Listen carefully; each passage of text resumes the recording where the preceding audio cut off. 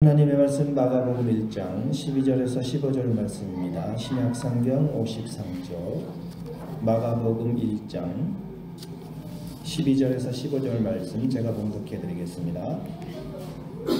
성령이 곧 예수를 광야로 몰아내신지라. 광야에서 40일을 계시면서 사탄에게 시험을 받으시며 들짐 흠과 함께 계시니 천사들이 수종들더라.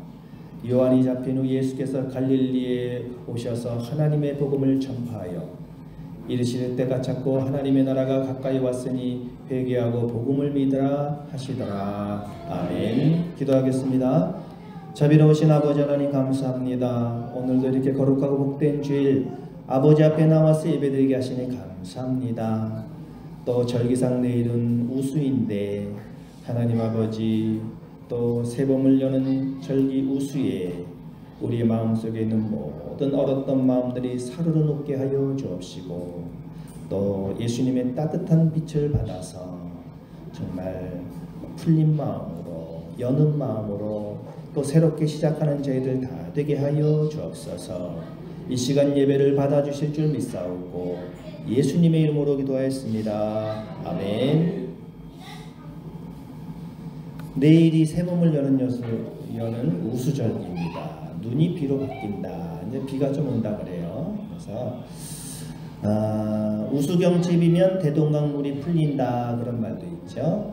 평양 대동강에는 봄이 늦게 온다지만 이 우수경칩이 되면 얼음이 녹고 날이 풀린다 그러는데 입춘이 지나고 이제 새봄 첫절기 우수를 맞이해서 우리 얼었던 마음이 사르르 녹았으면 좋겠습니다. 엄마음을 녹이려면 예수님의 따뜻한 빛을 받으면 돼요. 예수님의 따뜻한 사랑. 이 시간에도 예수님의 따뜻한 사랑으로 그럼 우리 마음이 사르르 녹습니다. 몰아내셨다 그랬습니다. 오늘 몰아내셨다. 몰아내신지라. 성령이 곧 예수를 광야로 몰아내신지라. 예수님의 제자인 마가가 복음 기쁜 소식을 전하는데 최초의 복음서가 이제 마가복음이죠. 마가는 예수님을 하나님의 아들 그리스도라고 믿습니다. 하나님의 아들 예수 그리스도의 복음의 시작은 이러하다. 근데 예수님께서 광야로 가셨어요. 광야로 가셨는데 예수님이 이제 공생애를 시작하시면서 세례자요한에게 세례를 받으시고 그리고 광야로 가셨습니다. 광야가 어디냐? 이 성경에는 광야가 나오지요. 이 광야는 문자적으로 광야, 너른 들판을 광야라 그래요. 비슷한 말로 황야라는 말이 있죠. 황야는 황량한 들판이다. 황무지라는 말도 있죠. 개가 나지 않은 땅 또는 잡초 따위가 우거져서 황폐한 땅을 황무지라 그러는데 우리 찬송가에도 황무지가 장미꽃같이 피는 것을 볼 때에 구속하며 노래 부르며 거룩한 길 다니니 거기 거룩한 그 길에 검은 구름 없으니 낮과 같이 맑고 밝은 거룩한 길 다니니. 그래서 이 광야라고 하는 것은 너른 들판이고 또 외치는 자의 소리여 이르되 너희는 광야에서 여호와의 길을 예비하라 사막에서 우리 하나님의 대로를 평탄케 하라. 이사야서 40장 3절에도 광야에서 여호와의 길을 예비하라. 그리고 또 뭐라 그랬냐면 사막에서 그랬어요. 그러니까 광야하고 사막 이거를 병행해서 사용하고 있습니다. 그러니까 광야, 사막. 성경에는 이제 광야, 또 사막 이렇게 나오는데 황무한 고원이다.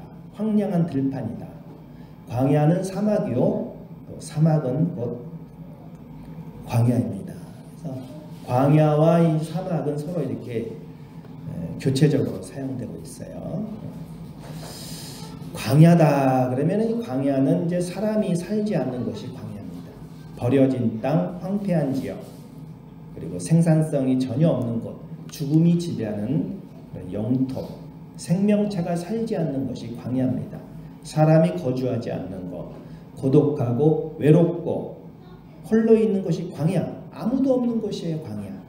사람이 살지 않고 버려지고 폐허가 되고 그것 광야에 하나님이 오신다. 그러니까 하나님을 만나는 경험이 있는 곳이 바로 광야라는 것이죠. 광야는 곧 사막이다. 또 우리 인생도 광야를 걸을 때가 있어요. 우리 인생이 광야를 걷고 있습니까? 광야를 걸어요. 아주 황폐하고 외롭고 삶이 힘드신가요? 광야를 걷고 있는 거예요. 피곤하신가요? 광야길을 가는 거예요. 막막하시고 어렵고 힘이 들고 여러분 참 우리 살다 보면 예기치 않게 몸도 아플 때도 있고 지난주 어우 권사님이 또 목포 한국병원에 입원하셨는데 기운을 차리셔야 되는데 나오면 또 그렇게 힘드시고 저러다가 근데 오늘 또 전화를 드려보니까 아주 또 건강을 또 많이 회복해 주셨고 너무 감사하다고 우리 교인들 안 오셔도 됩니다 그러더라고요. 안 오셔도 되는데 너무 그렇게 감사하고 보고 싶고 한국병원에서 치료를 받으면 아직도 그 폐에 염증이 좀 있으신 것 같아요. 그래서 근데 우리가 참 그래요. 예기치 않게 광야길을 갈 때가 있거든요. 우리의 부모님이 언제 돌아가실지 모르는 거예요. 우리가 5년 후에 10년 후에 어떤 모습일지 지금 이렇게 모습을 보니까 참 좋으신데 5년 후에 10년 후에는 우리가 또 어떤 모습일지 우리가 천년만년 살 것 같지만 다 한때입니다. 그러니 겸손하게 하루하루를 감사하며 살아야 됩니다. 서로 이해하고 용서하고 그렇게 사는 게 참 복입니다. 우리가 이렇게 만난 것도 다 하나님의 계획입니다. 왜 만나게 해주셨을까? 우리가 하나님이 우리를 만나게 해주신 것은 이 광야 세상을 살아가면서 서로 사이좋게 살아가라고 우리가 좀 뜻이 안 맞아도 이해하면서 사는 게 그게 복인 줄로 믿습니다. 보라 형제가 연합하여 동거하며 어찌 그리 선하고 아름다운고. 요거를 공동번역에는 뭐라고 번역했냐면 보라 형제가 연합하여 동거하며 어찌 그리 선하고 아름다운 거를 요거를 이제 공동번역에서 이렇게 번역했어요. 이다지도 좋을까? 이다지도 좋을까? 이렇게 즐거울까? 형제들 모두 모여 한데 사는 일 이다지도 좋을까? 이다지도 좋을까 그래요. 이다지도 좋을까 이거예요. 우리가 살아가면서 좀 광야길, 사막길을 걸어가지만 이다지도 좋을까? 서로 만나면 여러분 오늘 2월 22일에는 이제 우리 대한예수교장로회 서울 총회회관에서 성경통신대학 졸업을 하잖아요. 이다지도 좋을까? 얼마나 기쁠까?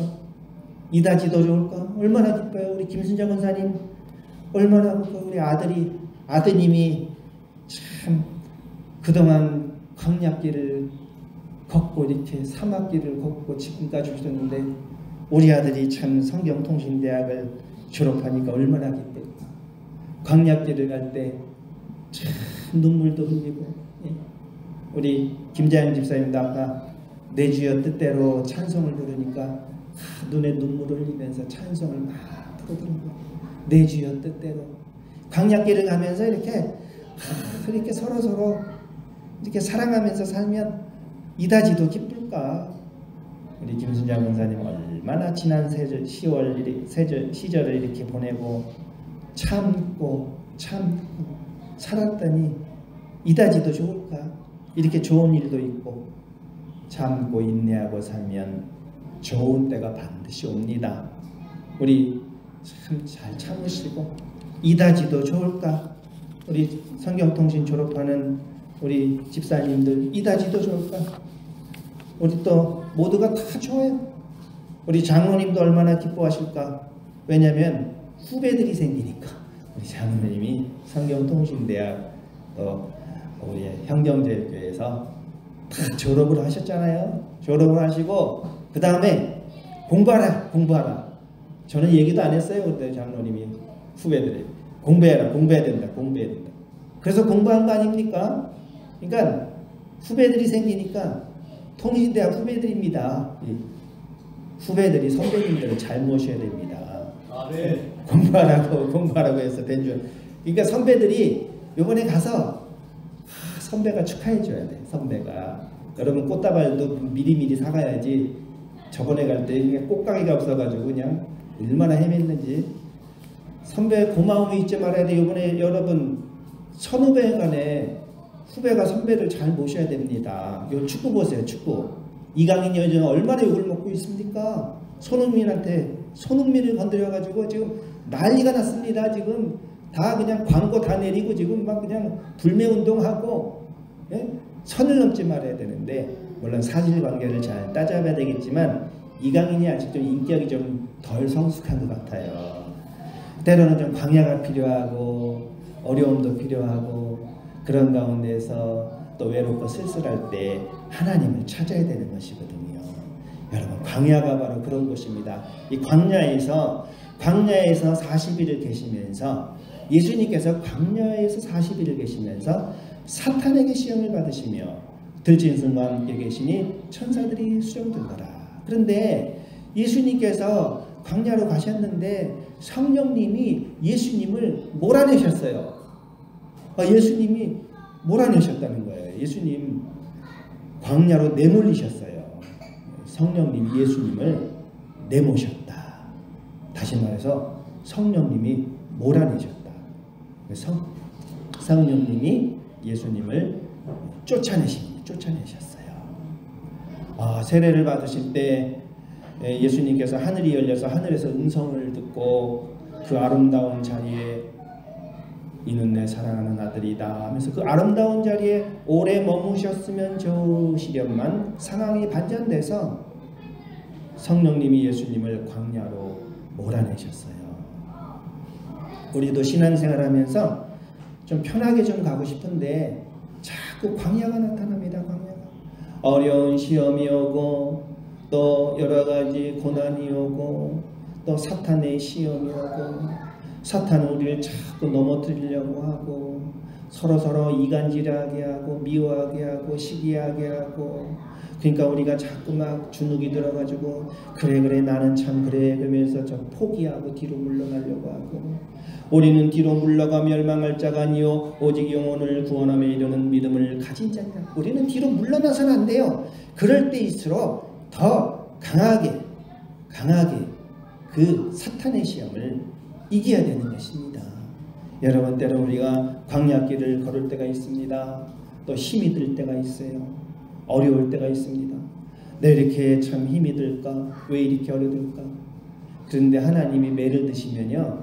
하나님이 이렇게 매를 드시면 그냥 여러분 순종하고 하나님이 때리시면 맞으시면 돼요.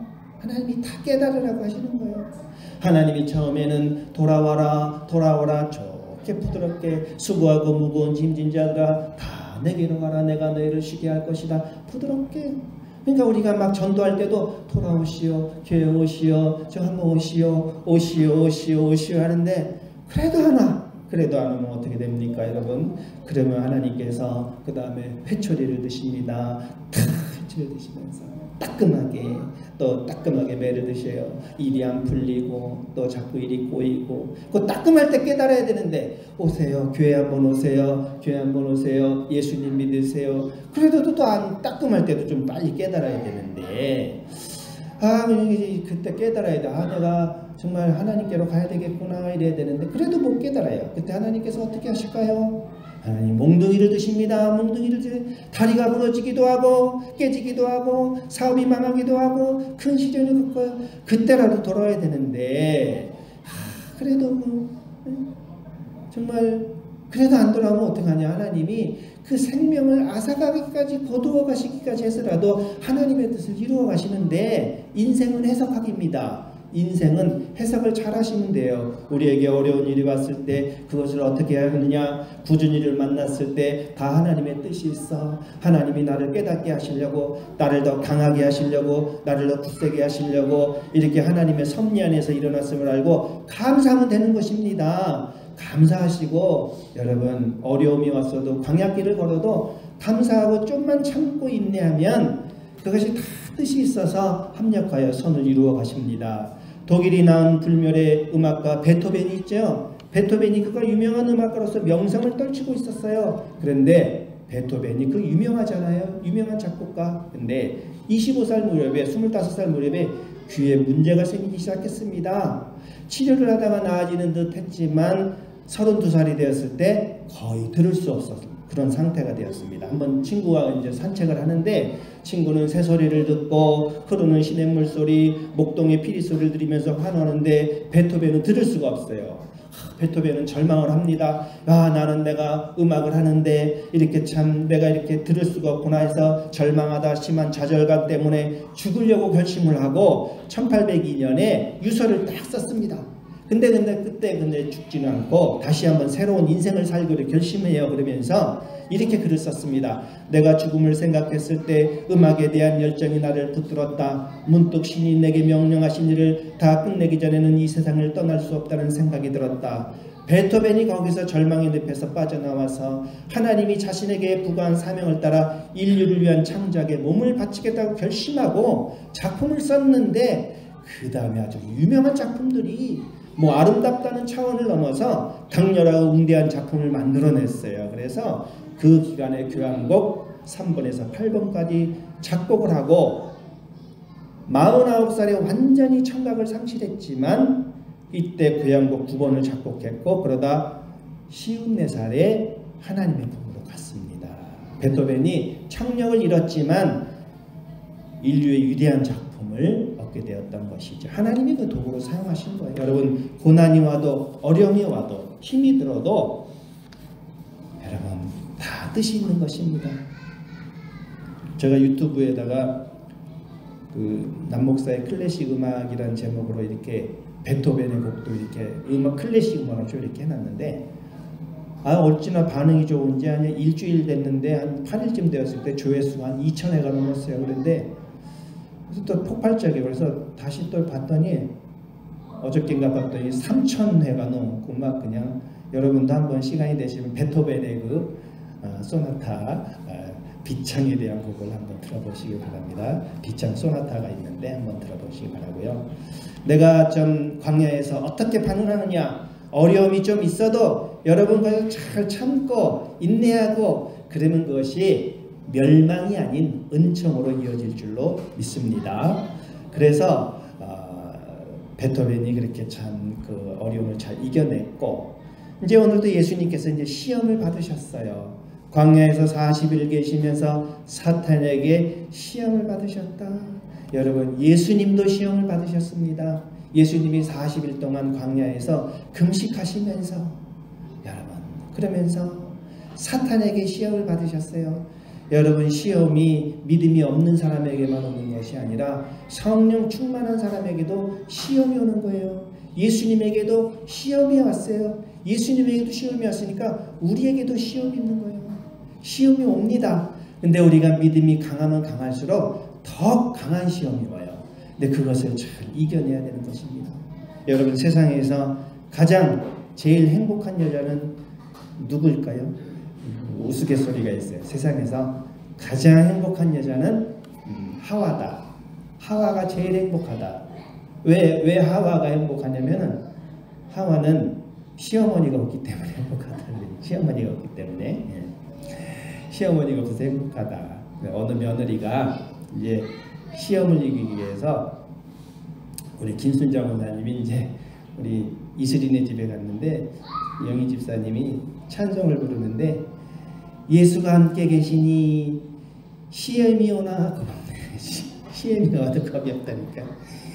우리 시어머니가 이를 악물고 나를 욕하네. 그러니까 며느리가 또 찬성을 해. 너 시험이 당해 용기를 다해 물리쳐라. 그러면서 여러분 이렇게 시험이 와도 그 시험을 잘 이겨내고 믿음이 클수록 하나님께서 더 큰 시험을 주세요. 그런데 하나님께서는 감당할 만한 시험을 주십니다. 감당할 만한 사람이 감당할 시험밖에는 너희가 당한 것이 없나니 오직 하나님은 미쁘사 너희가 감당하지 못할 시험당함을 허락하지 아니하시고 시험당할 즈음에 또한 피할 길을 내사 너희로 능히 감당하게 하시느니라. 예수님도 감당할 만한 그래서 영적인 싸움이에요. 영적인 싸움. 여러분, 예수님께서 이 시험을 어떻게 이기셨을까요? 하나님의 말씀으로 이기셨습니다. 그때 예수께서 성령에게 이끌려 마귀에게 시험을 받으러 광야로 가셨는데 그때 예수님이 40일을 굶으셨어요. 금식하시며 줄이셨어요. 얼마나 배고플까요? 40일을 밤낮으로 금식하신 후에 줄이신지라 마태복음 4장 2절에 보면 시험하는 자가 예수께 나와서 이르되 내가 만일 하나님의 아들이거든 명하여 이 돌들로 떡덩이가 되게 하라. 이렇게 시험이 왔는데 배가 고프잖아요. 배가 고픈데 이 사탄이 가장 약한 부분을 공격합니다.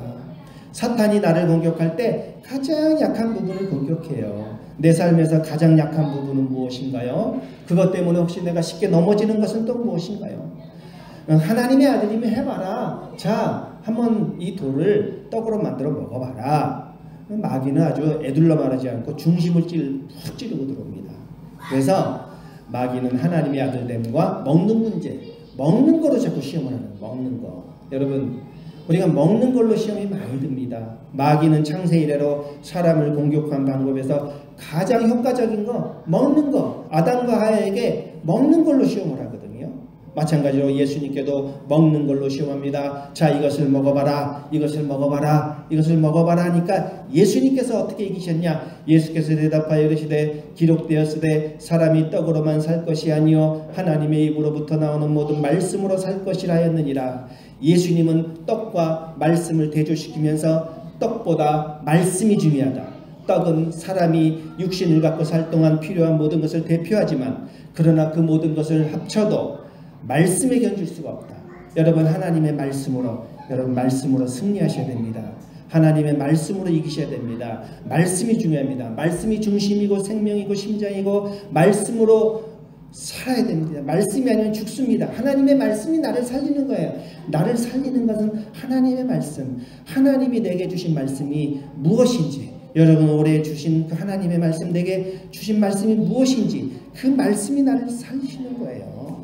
여러분 오늘 말씀을 맺도록 하겠습니다. 이르시되 때가 찼고 하나님의 나라가 가까웠으니 회개하고 복음을 믿어라.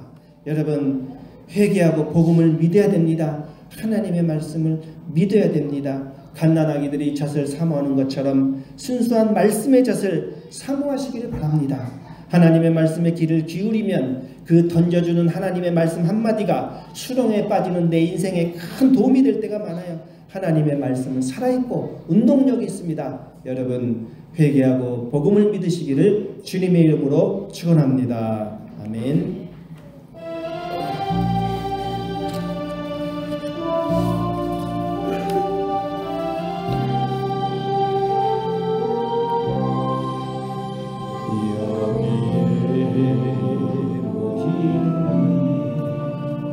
주의 은총 받은 자여 주께서 이 자리에 함께 계심을 아노라. 언제나 주님만을 찬양하며